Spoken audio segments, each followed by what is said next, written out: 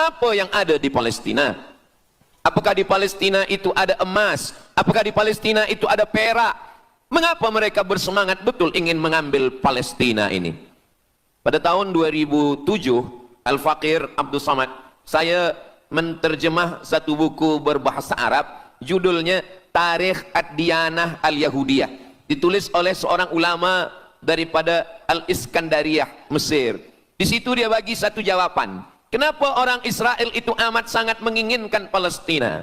Rupanya ada seorang bernama Israel.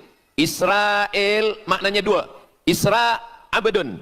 El bahasa Hebrew language, bahasa Ibrani. El artinya Tuhan. Israel artinya hamba Tuhan. Tapi mereka punya makna yang kedua. Israel artinya al-musari' lillah. Al-musari' lillah, orang yang bergulat, orang yang mengalahkan Tuhan. Rupanya Tuhan pernah kalah. Dan ketika Tuhan kalah, lalu Tuhan memberikan hadiah satu petak tanah. Dan tanah itu adalah tanah Palestina menurut mereka. Jadi mereka meyakini bahwa ketika Tuhan dikalahkan oleh Israel, maka hadiahnya adalah bumi Palestina. Itulah kenapa mereka amat sangat ingin mengambil tanah itu. Tapi kita pula, Palestina bagi kita adalah hijrahnya Nabi Muhammad sallallahu alaihi wasallam yang dituliskan dalam Al-Qur'an. A'udzubillahi minasyaitonir rajim. Subhanalladzi asra bi'abdihi lailan minal masjidil haram ilal masjidil aqsa alladzi barakna haulah. Dulu semasa belajar di Al-Azhar ada satu subjek namanya Al-Milal wan Nihal. Al-Milal maknanya aliran-aliran keagamaan. Wan Nihal agama-agama. Maka salah satu aliran itu disebut dengan Zion. Zion adalah nama satu bukit yang ada di Palestina. Lalu mereka mengambil nama ini sebagai satu gerakan dunia.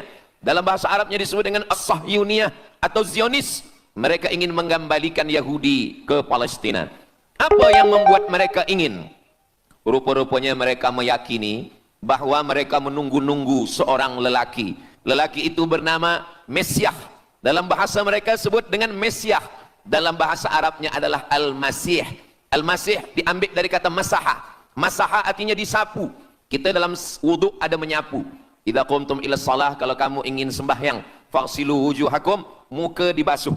Wa aydiyakum ilal marafiq, tangan pun dibasuh hingga ke siku. Tapi kepala dengan telinga tidak dibasuh. Kepala dengan telinga disapu. Wamsahu biru'usikum, disapu. Jadi kenapa dia dikatakan Al-Masih? Kerana dua. Pertama, waktu lahirnya badannya disapu dengan minyak. Yang kedua, setelah dia besar, bila dia tengok orang lumpuh, dia sapu. Orang yang lumpuh boleh tegak berdiri. Bila nampak orang buta, dia sapu. Orang buta boleh menengok. Bila nampak orang mati, dia sapu. Dan orang mati pun boleh tegak berdiri. Dia tunjuk tanah, ya ard umbuti, wahai tanah tumbuh tanaman. Dia tunjuk langit, ya sama imtiri, turunkan hujan. Dia tunjuk orang mati, ya mayyit qum, orang mati tegak berdiri. Maka dia disebut dengan Al-Masih. Tapi Al-Masih ini ada yang original. Itulah dia Al-Masih Isa anak Maryam alaihissalam. Tapi ada Al-Masih satu lagi, macam Isa. Orang Arab bila ada mangkuk, mereka sebut dengan wi'a. Kalau mangkuk ini emas, mereka katakan al-wi'a al-zahabi, mangkuk emas. Tapi kalau mangkuk ini dari perak, tapi dibalur dengan emas, mereka akan mengatakan al-wi'a al-mudajjal. Dia bukan emas, tapi dia nampak macam emas, maka dia namanya mudajjal. Begitu juga dengan Al-Masih ini. Al-Masih yang betul-betul Al-Masih, dia adalah Al-Masih Isa anak Maryam. Tapi ada yang macam Al-Masih, bentuknya macam Al-Masih, macam mukjizat Al-Masih, tapi dia bukan Al-Masih. Itulah dia Al-Masih Ad-Dajjal. Sebenarnya mereka sedang menunggu Al-Masih Ad-Dajjal.